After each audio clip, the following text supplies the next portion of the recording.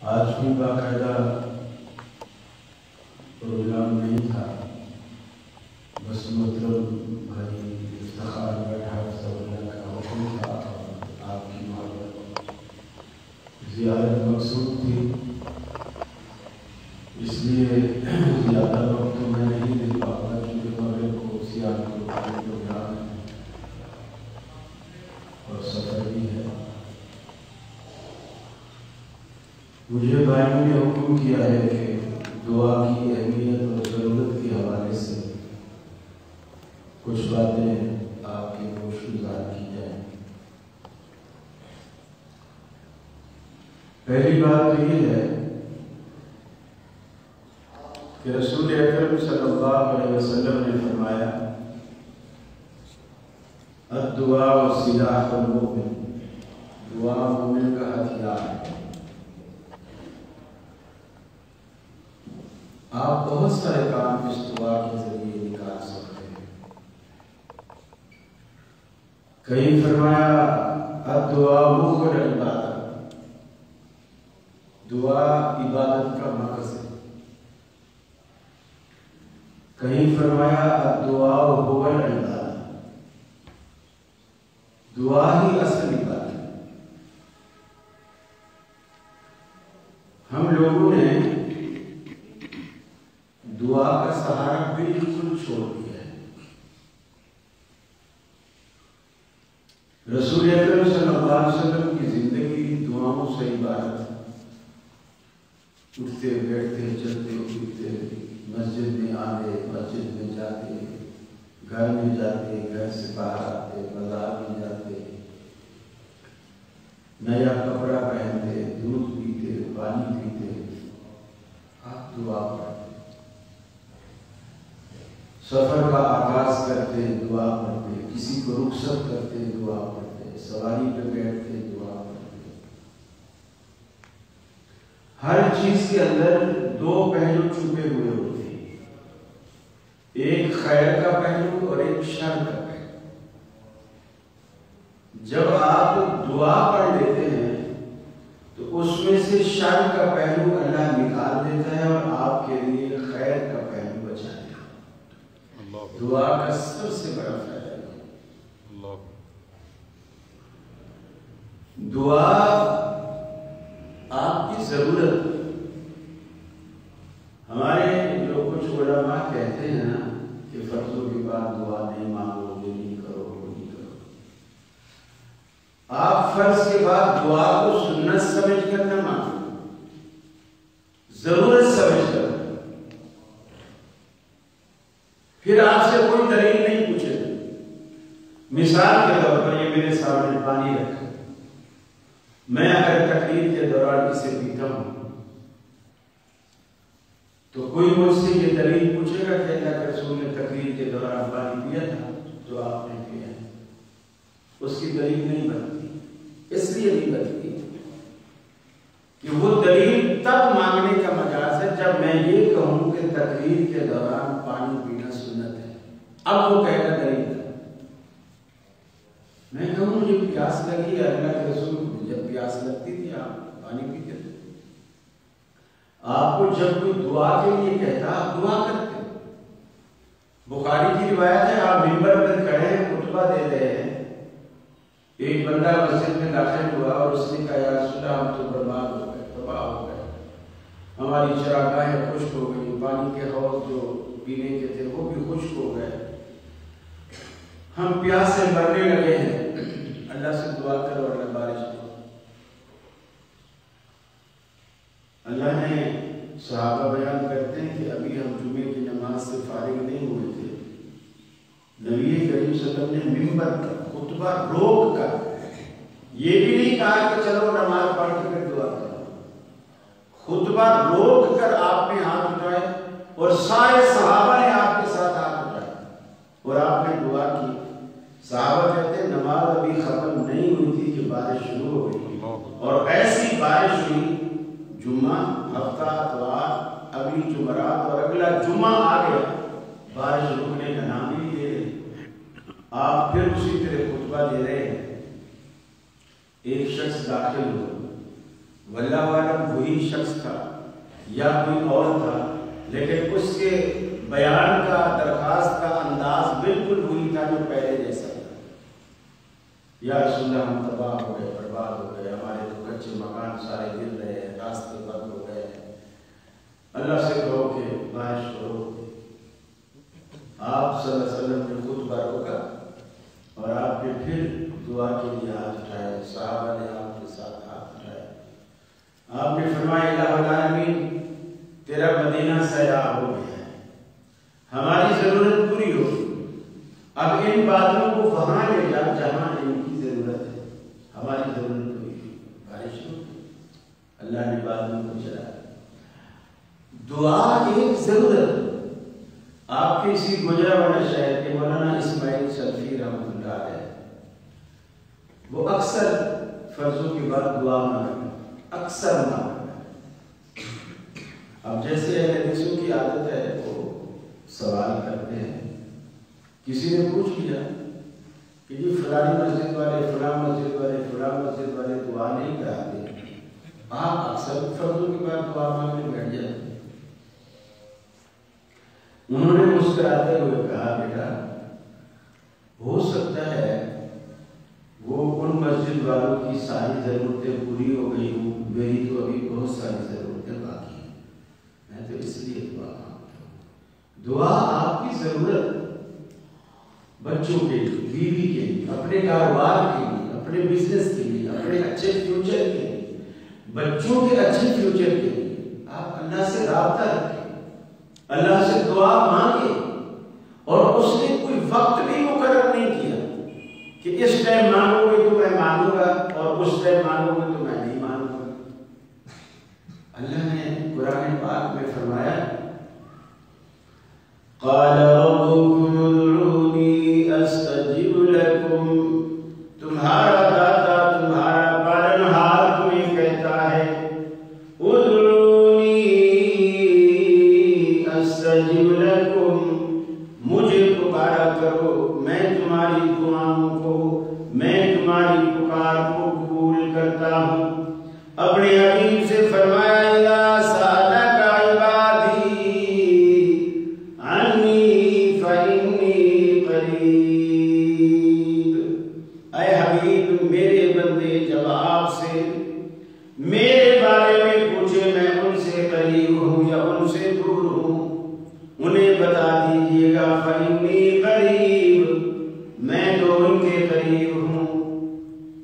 اجیب دعوت الداعی اذا دعان، جب بھی کوئی پکارنے والا مجھے پکارے، جب بھی اجیب دعوت الداعی اذا دعان، جب بھی کوئی پکارنے والا مجھے پکارے، فرمایا اجیب دعوت الداعی اذا دعان، میں اس کی پکار کو قبول کرتا ہوں۔ فَلْيَسْتَجِيبُوا لِي وَلْيُؤْمِنُوا بِي، لوگوں کو چاہیے کہ وہ مجھے ہی پکارا کرے، میرے ساتھ ایمان لایا کرے، مجھ پہ یقین رکھا کرے۔ اللہ کہتا ہے میں تمہارے قریب ہوں۔ بندہ پوچھتا ہے الہ العالمین تو ہمارے کتنا قریب ہے؟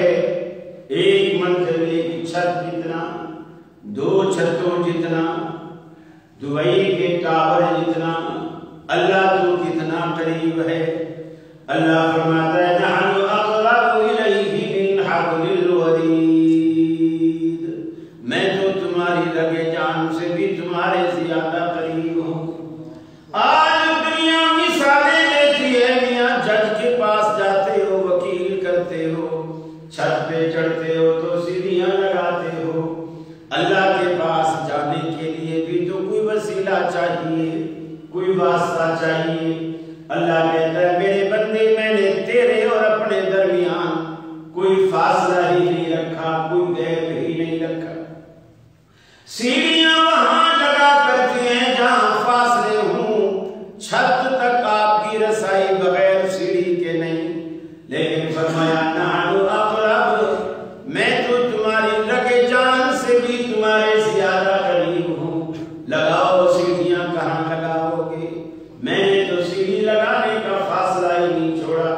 دنیا کی ساری سرکاریں تم سے دور ہیں۔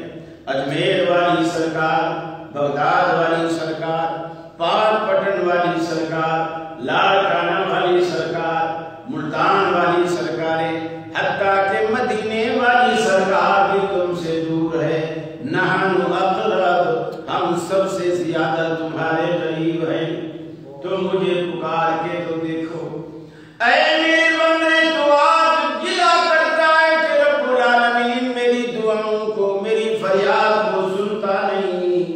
اے میرے بندے، تو ایک مرتبہ میرے دروازے پر آ تو صحیح، اپنی جبین نیاز جھکا تو صحیح، ندامت کے دو اشک میرے آگے بہا تو صحیح، طلب کا دامن پھیلا تو صحیح، اپنا دست سوال اٹھا تو صحیح، میرے لطف و کرم کو آزما تو صحیح، اپنا دکھڑا مجھے سنا تو صحیح۔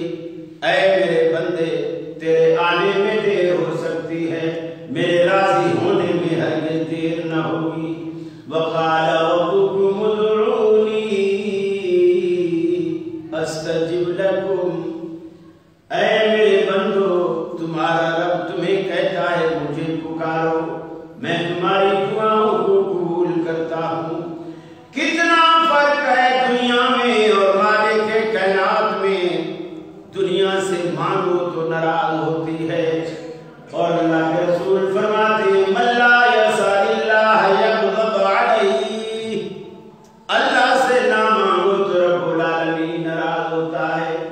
دنیا مانگنے سے ناراض ہوتی ہے، اللہ نہ مانگنے سے ناراض ہوتا ہے۔ اللہ سے مانگا کیجیے، مانگنے کی عادت ڈالیے، بار بار مانگا کیجیے۔ اللہ کے حبیب سے اللہ رب العالمین نے فرمایا، اے میرے محبوب، اگر آپ چاہیں تو مدینے کا پورا احد پہاڑ آپ کے لیے سونا بنا دوں۔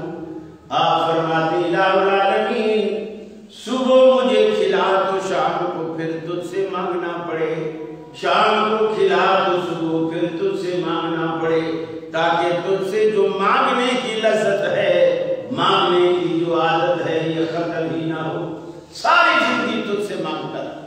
یہ اللہ سے تعلق جڑا۔ سچی بات ہے، ہم نے اللہ سے مانگنا چھوڑ دیا ہے، اللہ سے رابطہ چھوڑ دیا ہے، تعلق چھوڑ دیا ہے۔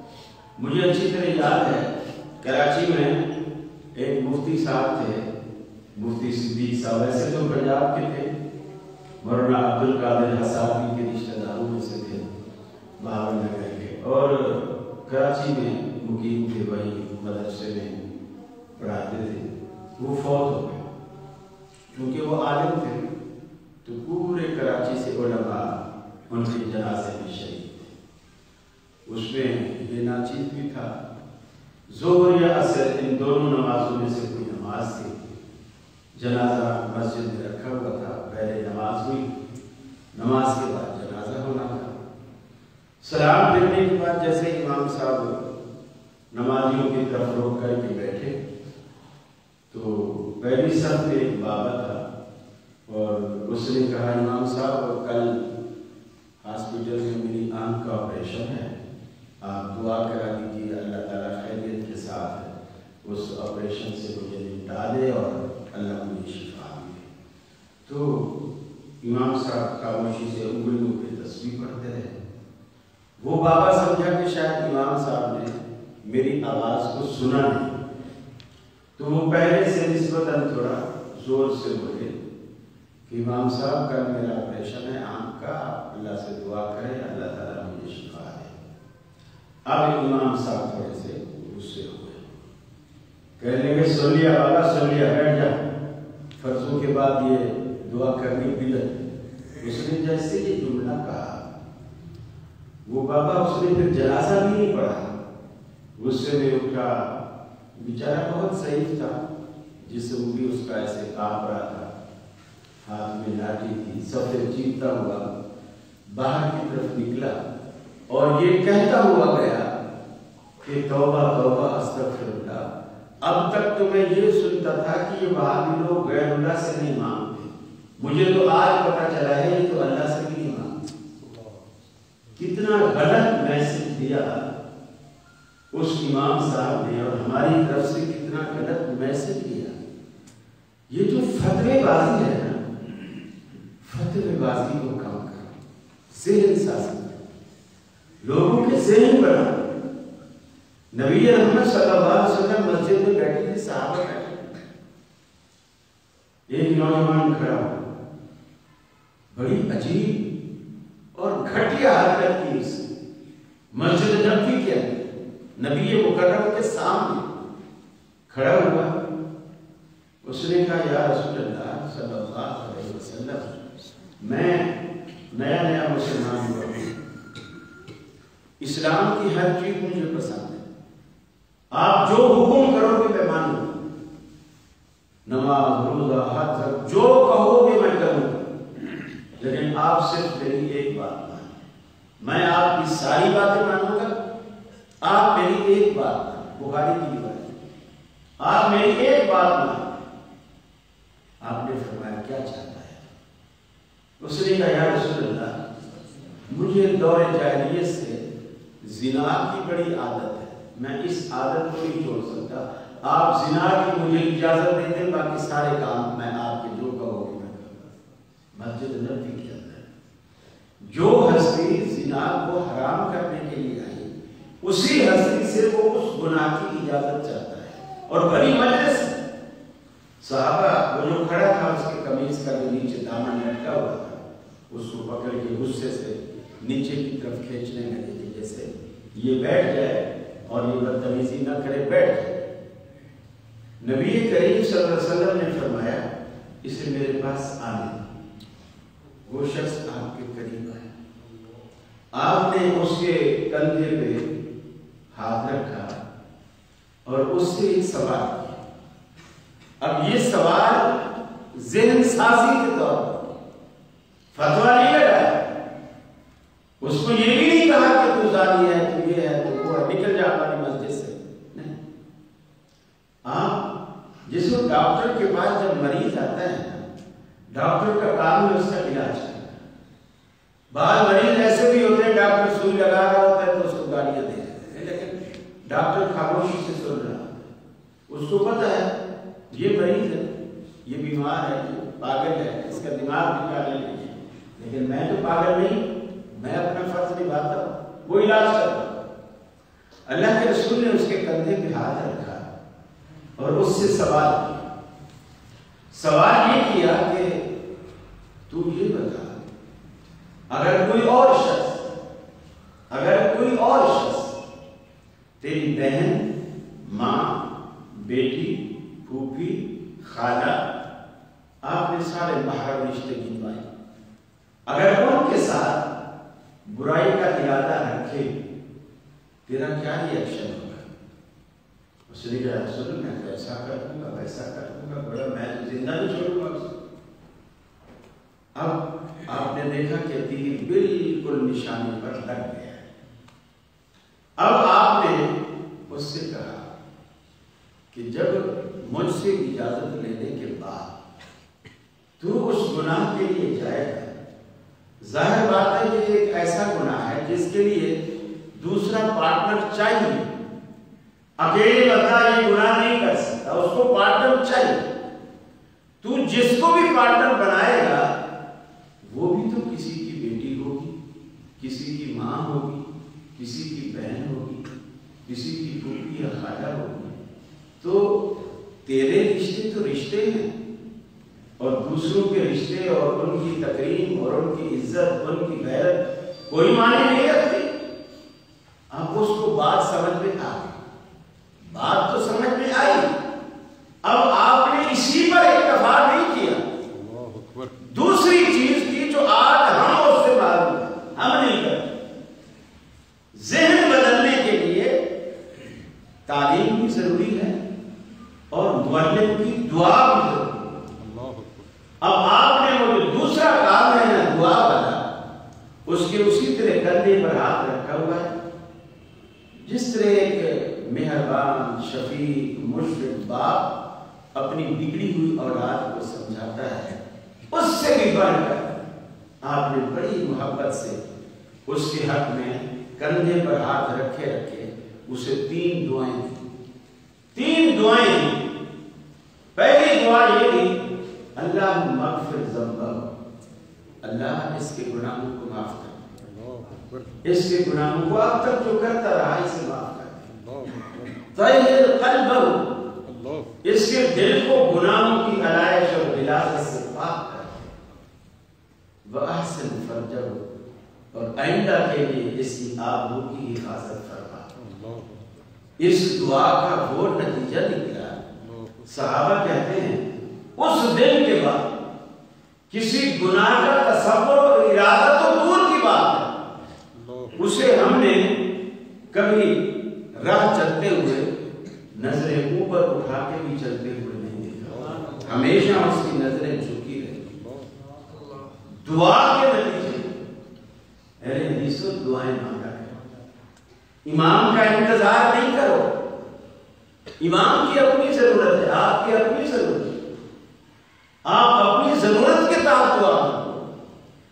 پھر دوسری بڑی بات، آج ہم یہ تو کہتے ہیں خطیب صاحب جب منبر پہ کھڑا ہوتا ہے تو لوگ پرچیاں دے جاتے ہیں، میری نانی بیمار ہے، میرا کل انٹرویو ہے، میرے کل ایگزام شروع ہو رہے ہیں، خطیب صاحب ذرا دعا کرا دیجیے گا. میں یہ نہیں کہتا خطیبوں سے دعا نہ کراؤ، کراؤ، لیکن پورے حدیث کے ذخیرے میں ایک روایت بھی ایسی نہیں ملتی کہ امام مسجد کی یا خطیب مسجد کی دعا اللہ رد نہیں کرتا. ایک روایت بھی نہیں.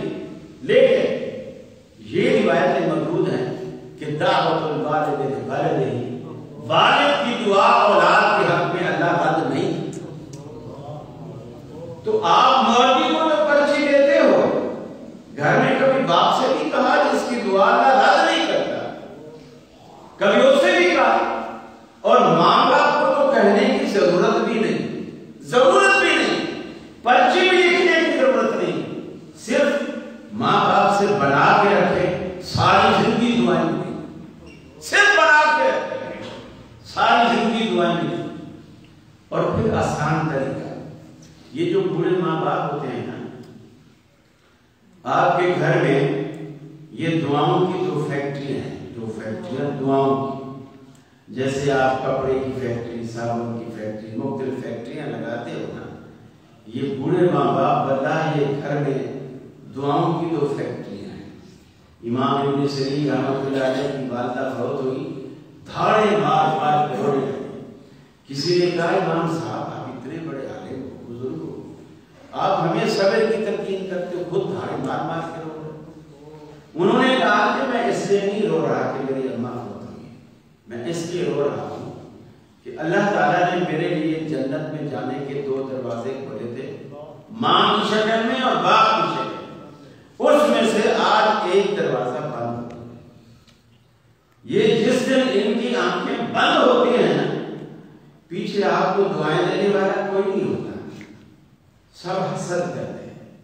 آپ کی ترقی سے لوگ جیلس ہوتے ہیں. ماں باپ واحد ہستی ہیں جو آپ کی ترقی کو اپنی ترقی سمجھتے ہیں، فخر سے دوسرے کو بتاتے ہیں یہ میرے بیٹے کی فیکٹری، یہ میرے بیٹے کا بنگلہ ہے، خوش ہو کر بتاتے ہیں. وہ ایسے سمجھ رہے ہوتے ہیں کہ جیسے یہ ترقی میں نہیں، اور یہ حقیقت ہے.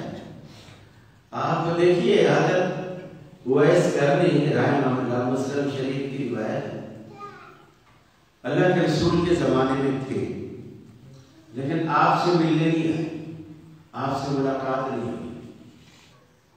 صحابی کا رتبہ کھو دیا.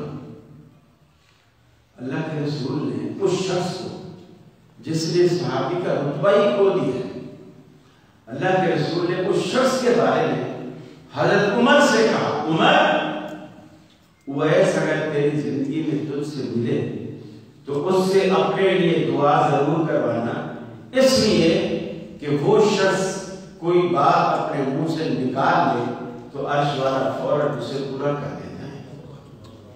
حالانکہ اویس صحابی نہیں ہے، حضرت عمر صحابی ہیں.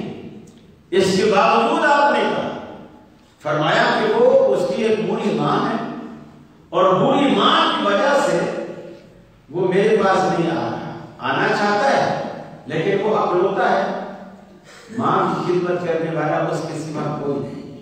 وہ اگر آئے گا تو اس کی ماں پیچھے بھوکی پیاسی ایسے ہی مر جائے. وہ نہیں آنا چاہتا ماں کی وجہ سے.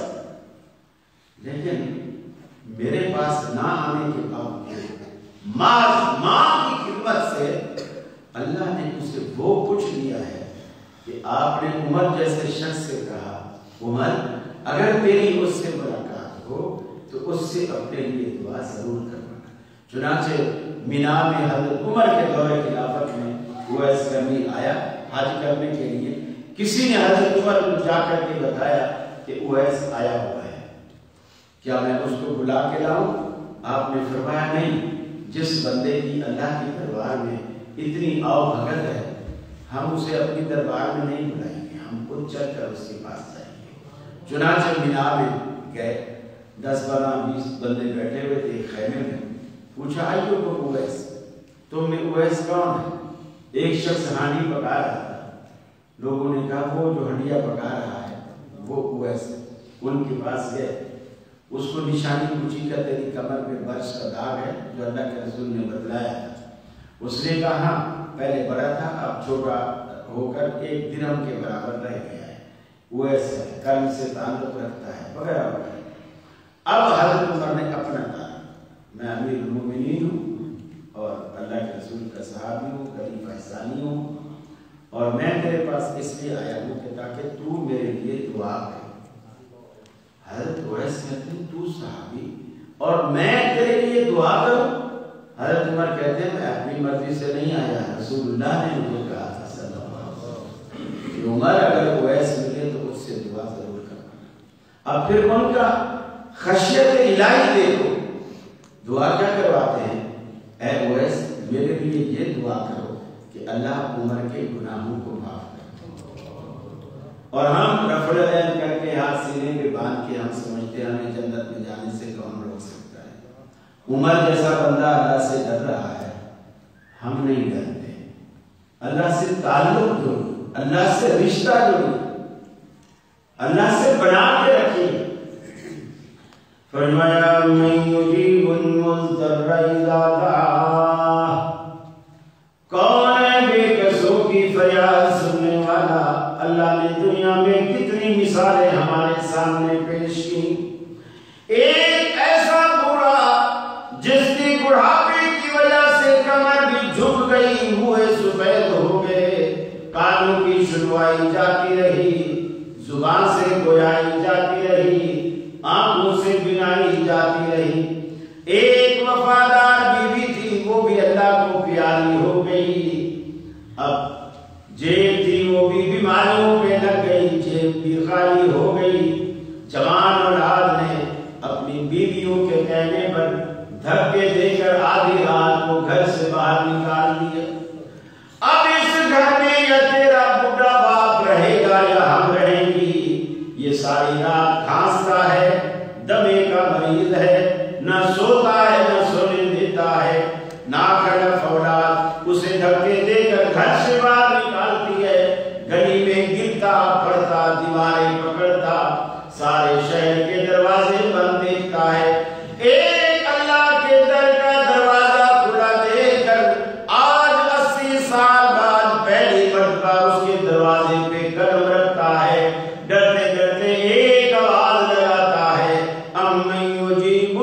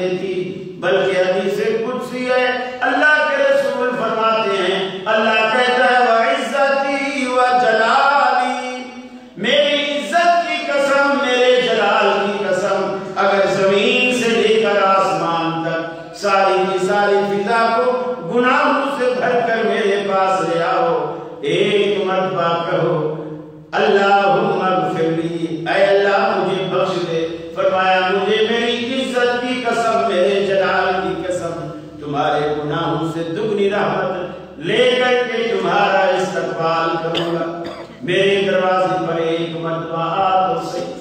حدیث میں آتا ہے وہ بوڑھا جب اللہ کی جناب میں اپنے ہاتھ اٹھاتا ہے، اللہ کہتا ہے مجھے شرم آتی ہے میں اپنے بندے کے ہاتھوں کو خالی لوٹا دوں۔ اللہ اس کے آنسو اپنے دامن رحمت سے پوچھتا ہے۔ میرے بھائیوں، نوجوانوں، اگر اللہ رب العالمین نے آپ کے سروں پر ماں باپ کا سایہ سلامت رکھا ہے تو اسے اللہ کی بہت بڑی نعمت اور اللہ رب العالمین کا انعام سمجھیے اور اس انعام کی قدر کیجیے۔ اور اگر سایہ ماں باپ کا اٹھ گیا ہے، ماں باپ کے لیے دعائیں کیجیے، پھر بھی اللہ رب العالمین آپ کے ساتھ آپ کے فیوچر کو تابناک بنائے گا جب تک آپ ماں باپ کے ساتھ نیک ارادے، نیک تمنائیں اور نیک آرزویں رکھتے رہیں گے۔ اور نبی کریم صلی اللہ علیہ وسلم کے فرمان کے مطابق اللہ سے رشتہ جوڑ کے رکھیے۔ اور دعا کے قبول ہونے کے لیے ایک بنیادی شرط ہے کہ آپ اپنی روزی کو حلال کیجیے، حرام سے بچائیے، اپنے پیٹ میں حلال نوالا ڈالیے، اپنے بچوں کے پیٹ میں حلال نوالا ڈالیے۔ اس کے ثمرات ہی الگ ہیں، اس کی برکات ہی الگ ہے۔ جب آپ کے بچے حلال کھائیں گے، ایسے فرما بردار آپ کے سامنے، ایسے فرما بردار اور اللہ اور اس کے رسول سے محبت کرنے والے ہوں گے کہ آپ کا پورا محلہ مثالیں دے گا کہ اللہ اولاد دے تو ایسی دے، مثالیں دے گا، یہ حلال کی برکتیں ہیں۔ اور اگر حرام ڈالیں گے بچوں کے پیٹ میں اور اپنے پیٹ میں، حرام کا وبال یہ ہے سب سے پہلے اللہ تعالیٰ اس کی دعا قبول کرنا چھوڑ دیتا ہے۔ جو بندہ حرام کھاتا ہے اللہ اس کی دعا ہی قبول نہیں کرتا۔ تو میرے بھائیوں، دعا کو اہمیت دیجیے۔ اگر امام صاحب فرض نماز کے بعد دعا مانگ رہے ہیں اور آپ کا دل نہیں چاہ رہا یا آپ کو ابھی وقت نہیں ہے، جلدی ہے، آپ اٹھ کے چلے جائیں، کوئی بات، امام کو مانگ لیجیے، آپ چلے جائیں۔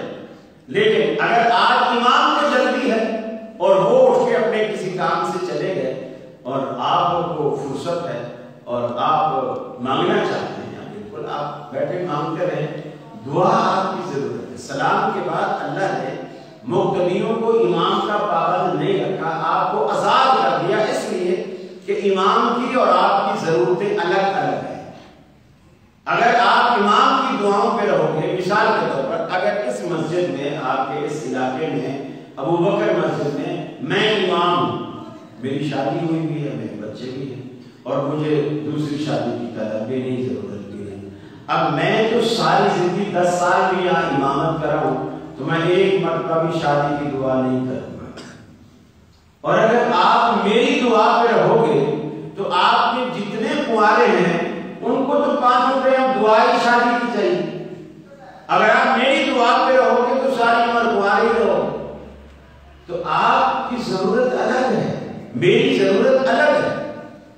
تو اللہ نے سلام کے بعد دونوں کو جدا کر دیا اور ہر بندہ فَاسْأَلُوا كُلَّ مَسْأَلَةٍ، فرمایا ہر بندہ اپنی اپنی ضرورت اگر اللہ کے آگے رکھے نا، اور ہر بندے کی ضرورت اللہ الگ الگ پوری کر دے، پوری کہنا لَوْ أَنَّ أَوَّلَكُمْ وَآخِرَكُمْ وَإِنسَكُمْ وَجِنَّكُمْ، سارے اگلے پچھلے جن انسان سارے جمع ہو جائیں اور اللہ کے آگے اپنی اپنی ضرورت پیش کریں اور اللہ سب کی ضرورت کو پورا کرے، تو ساری کائنات کی ضرورتیں پوری کرنے کے بعد اللہ کے خزانے میں اتنی بھی کمی نہیں مانگتے۔ اللہ سے مانگنے کی عادت ڈالیے اور دلے پیلے دھوکے نہ ہوئیے، اللہ سے رشتہ بنا کے رکھیے تاکہ دنیا کو یہ بھی کہنے کا موقع دے آپ لوگوں کی باتوں کو غلط کیجیے، غلط ثابت کیجیے اور اللہ سے مانگا کیجیے۔ السلام علیکم ورحمۃ اللہ۔ بسم اللہ الرحمن الرحیم۔ اللہم مالک الملک تؤتی الملک من تشاء وتنزع الملک ممن تشاء وتعز من تشاء وتذل من تشاء بيدك الخير انك على كل شيء قدير۔ اللہم صل علی محمد وعلی آل محمد كما صليت على ابراہیم وعلى آل ابراہیم انك حمید مجید۔ یا قاضی الحاجات اقض حاجاتنا، اللہم الف بین قلوبنا واصلح ذات بیننا، اللہم اصلح لنا شأننا كله لا الہ الا انت۔ اے الہ العالمین، تمام بیماروں کو شفا کاملہ عاجلہ نصیب فرما۔ اللہ تمام مقروضوں کے قرضے اپنے فضل سے دور فرما۔ اللہ ہم سب کے روزیوں میں برکت عطا فرما۔ اللہ ہمیشہ حلال کھلا، حرام سے بچا۔